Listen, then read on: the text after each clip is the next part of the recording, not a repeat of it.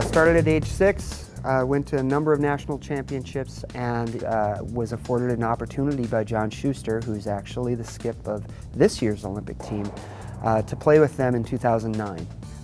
Won the nationals, which were the Olympic trials at the time, and I became an Olympian.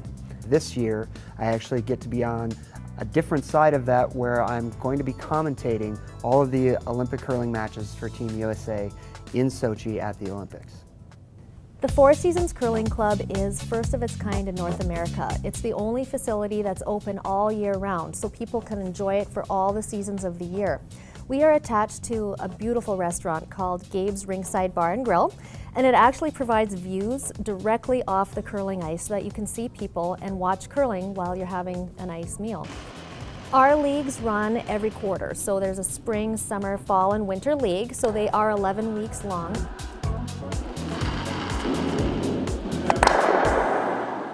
I am with the ice technician, Todd Burr, who's also a world-class bronze medalist in curling. Why don't we start with just what are the basics of curling? Sure. The game is just played between two teams of 4 players, and they deliver a total of 8 stones each team. And you try to get your stones closer to the center of the rings called the house than your opponent.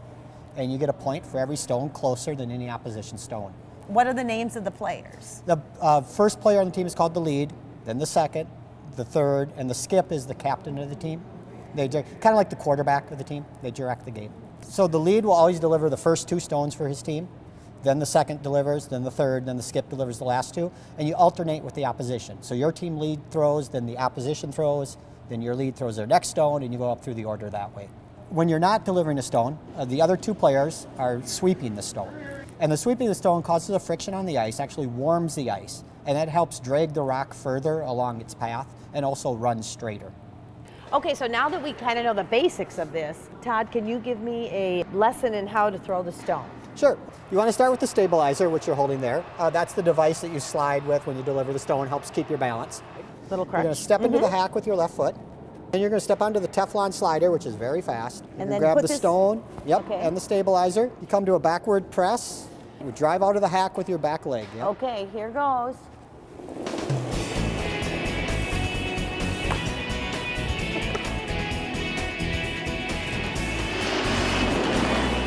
Okay, that's really fun, and I'm actually kind of getting a little addicted to this. So tell me more about strategy now. Sure. Okay, well, the strategy of the game is to get your stones closer to the center of the house, the rings, than your opposition. And you get a point for every stone closer than any opposition stone. So in this example, 2 red, exactly. Okay. And it's always an either-or situation, only one team scores. So if the yellow stone had been the closest, the yellow team would have gotten 1, red gets nothing. Okay.